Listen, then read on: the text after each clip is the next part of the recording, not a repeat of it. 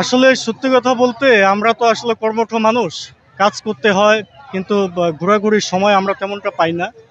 ঈদের ছুটিতে এই চাঁদপুরের তিন নদীর মোহনায় ঘুরতে এসেছি। এখন অনেক ভালো লাগছে আসলে এই জায়গাটা। চাঁদপুরের একমাত্র বিনোদন কেন্দ্র, চাঁদপুরে বিনোদন কেন্দ্র নেই বলেই এখানে হাজারো মানুষ পর্যটনে আসে, ঘুরতে আসে। কালকে তো বার হয়নি, সেই জন্য আজকে আসছি, বাবার সাথে মার সাথে সবার সাথে আসছি, সেই জন্য আজকে ভালো লাগতেছে।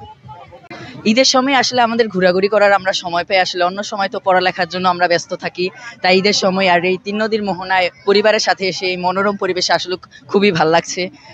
আসলে আমাদের দীর্ঘদিনে চাকরি করি, তো ফ্যামিলি নিয়ে বের হওয়া হয় না, অফিসে ছুটি পাই না। এখন ঈদে একটু ছুটি পাইছি, তার বউ এবং বাচ্চাকে নিয়ে একটু বের হলাম।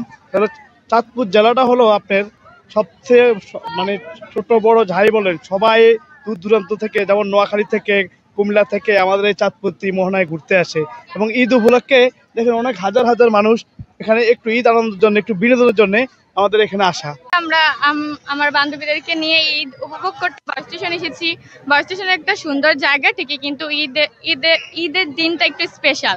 তা আমি আমার বান্ধবীদেরকে নিয়ে বাস স্টেশন ঘুরতে এসেছি।